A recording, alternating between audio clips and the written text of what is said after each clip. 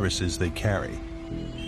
So new spillover viruses appear more frequently as humans and their animals encroach on wild places.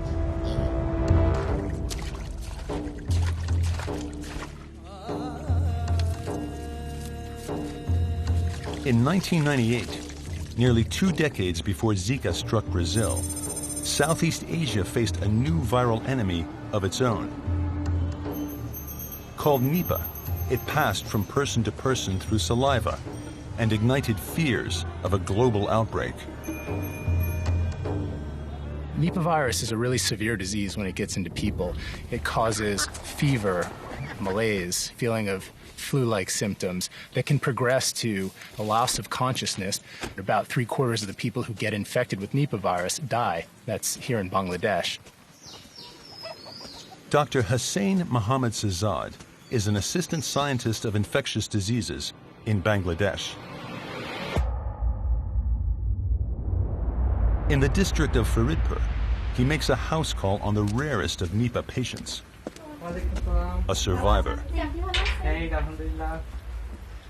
Mariam, তোমার যে আগে ঘুম ঘুম লাগতো, হ্যাঁ খুব বেশি, এখনো কি তোমার আগের মতো এরকম বেশি ঘুম ঘুম লাগে না এখন একটু কমছে ওই জিনিসটা? কমেছে। Actually, Moriam developed the Nipah encephalitis infection in 2004 when she was 5 years old. At the time, she was among the very few who actually survived.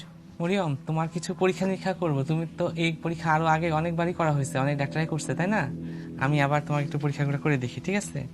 ইসের উপর হাতের উপর চাপ দিবা মা। So Moriam cannot easily play with other childs. She cannot memorize what her mother asked her to do.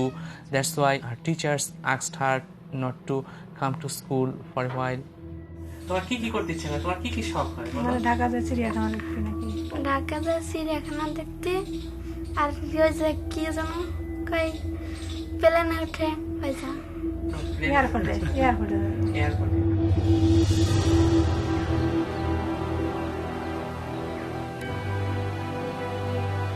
Nipah virus is a great illustration of a zoonotic disease. We know that it's carried naturally by fruit bats across their range throughout Asia. It spills over into domestic animals or directly into people. But how did Nipah virus get from bats into people? Epidemiologists learned that in Bangladesh, people became ill with Nipah only between the months of December and March. That's a busy season for men like Motaleb, a tree climber. My name is Motaleb. I am a tree climber. I shave trees. I collect date palm sap from the tree and sell it off in the market.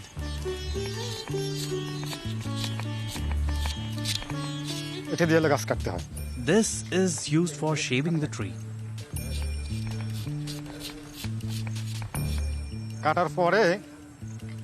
After that, we use a nail. We need to nail it inside the tree.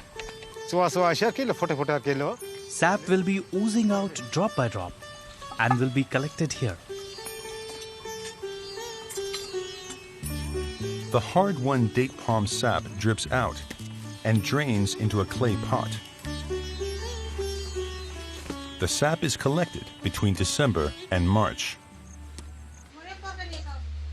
That's when Miriam and others fell victim to Nipah.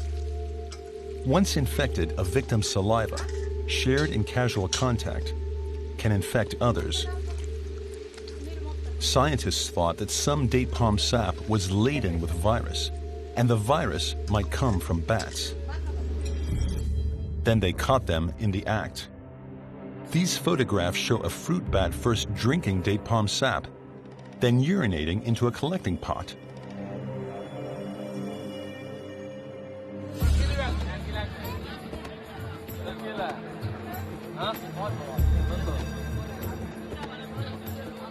The primary route of transmission is through raw date palm sap.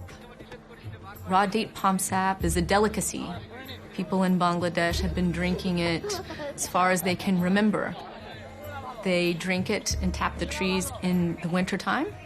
And as it turns out, the bats also drink raw date palm sap.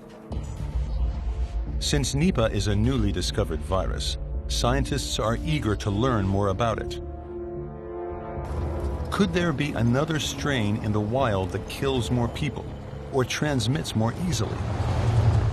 Could Nipah virus go global? One concern is mutation. It's possible that Nipah virus changes as it jumps from a bat host into humans, and it may adapt to a human host and become more easily transmitted. We're really concerned that this is a virus that could make its way from a rural village really easy into a city with 12 million people and an international airport. That would be horrible. If that were to happen, Nipah virus could get from Bangladesh to Hong Kong to London, Delhi, New York. This is how pandemics occur. Epstein and his team continually monitor